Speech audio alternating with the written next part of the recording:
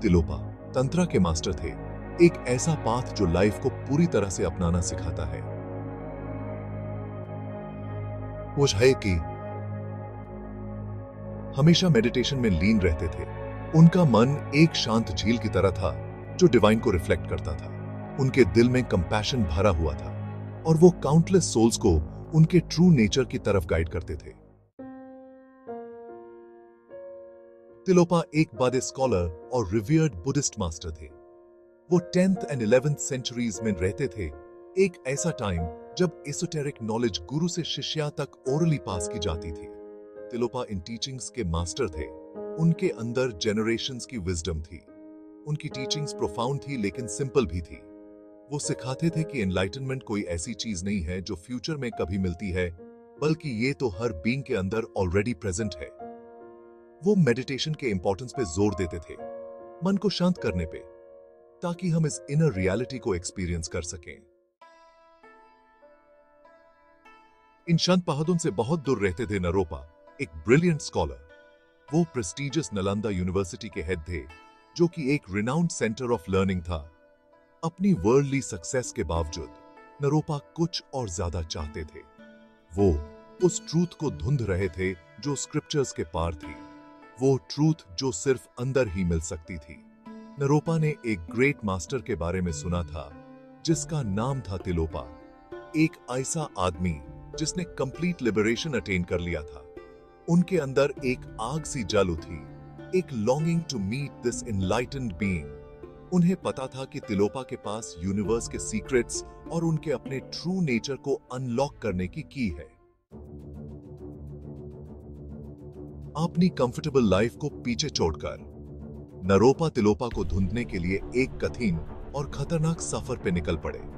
वो treacherous mountains और dense forests को पार करते हुए वाइल्ड एनिमल्स और हार्श वेदर का सामना करते हुए आगे बढ़ते रहे, लेकिन उनका डिटर्मिनेशन कभी कम नहीं हुआ। वो स्पिरिचुअल अवेकनिंग की प्यास में ड्रिवन थे। नरोपा का सफर सिर्फ फिजिकल नहीं था, बल्कि एक स्पिरिचुअल पिलग्रिमेज भी था। हर कदम के साथ वो अपने वर्ल्डली अटैचमेंट्स को छोड़ते गए। उनका ईगो सुबह के धूप में कोहरे की तरह गायब होता गया। वो जानते थे कि ट्रू नॉलेज एक कीमत पर मिलती है और वो उसे चुकाने को तैयार थे। Section 5 trials of faith. जब नरोपा फाइनली तिलोपा से मिले तो उनका स्वागत खुले बाहों से नहीं हुआ। तिलोपा ने उन्हें ऐसे ऐसे काम दिए जो इम्पॉसिबल लगते थे, हर काम पहले से ज्यादा मुश्किल। ये क्रूअल्टी नहीं थी, बल्कि नरोपा के कमिटमेंट और उनकी एबिलिटी को टेस्ट करने के लिए था, to transcend his limited perception of reality. Naropa को कहा गया कि वो एक क्लिफ से जंप करें, एक राजा से चोरी करें और अपना फ्लैश भी ऑफर करें। हर बार वो हिचकते, उनका rational mind in absurd requests के खिलाफ रिवोल्ट करता। लेकिन तिलोपा की अनवेवरिंग गेज उन्हें उनके ट्रू पर्पस की याद दिलाती। Section 6 the ultimate test. आखिर में तिलोपा ने नरोपा को अल्टीमेट टेस्ट दिया। उन्होंने एक खूबसूरत औरत की तरफ इशारा किया जो उनकी अपनी कंसॉर्ट थी और नरोपा को उसके साथ सोने का ऑर्डर दिया। नरोपा हॉरिफाइड थे। ये उनके हर बिलीफ, हर टीचिंग के खिलाफ था, लेकिन वो अब पीछे हटने के लिए बहुत आगे आ चुके थे। भारी मन से नरोपा उस औरत के पास गए। जैसे ही उनकी नजर मिली, उनके अंदर कुछ बदल गया। उन्हें रियलाइज हुआ कि तिलोपा उनकी मोरालिटी को नहीं, बल्कि उनकी ability to see beyond appearances को टेस्ट कर रहे थे, to recognise the divine in all beings. Section 7 enlightenment unveiled. इन ट्रायल्स के थ्रू नरोपा ने अपने डीपेस्ट फियर्स और इनसिक्योरिटीज का सामना किया। वो अपने ईगो की लेयर्स को शेड करते गए, revealing the pure gold of his true self. उन्हें रियलाइज हुआ कि एनलाइटनमेंट कोई स्पेशल स्टेट अचीव करना नहीं है, बल्कि दुनिया को क्लैरिटी से देखना है, with the eyes of wisdom and compassion. Tilopa के गाइडेंस में नरोपा ने एक प्रोफाउंड अवेकनिंग एक्सपीरियंस किया। उन्हें समझ आया कि वो ट्रूथ जिसको वो ढूंढ रहे थे वो कोई एक्सटर्नल चीज नहीं थी बल्कि हमेशा से उनके अंदर मौजूद थी।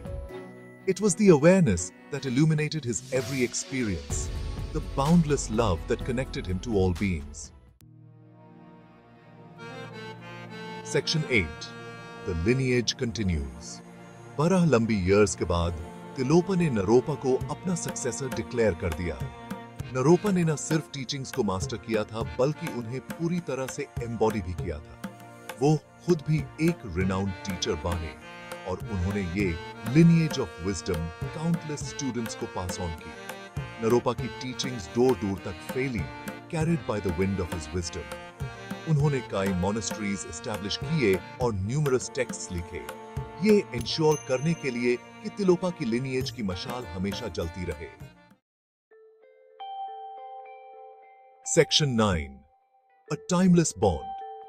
तिलोपा और नरोपा की कहानी सिर्फ एक एंशिएंट टेल नहीं है बल्कि एक टाइमलेस रिमाइंडर है गुरु डिसाइपल रिलेशनशिप की पावर का।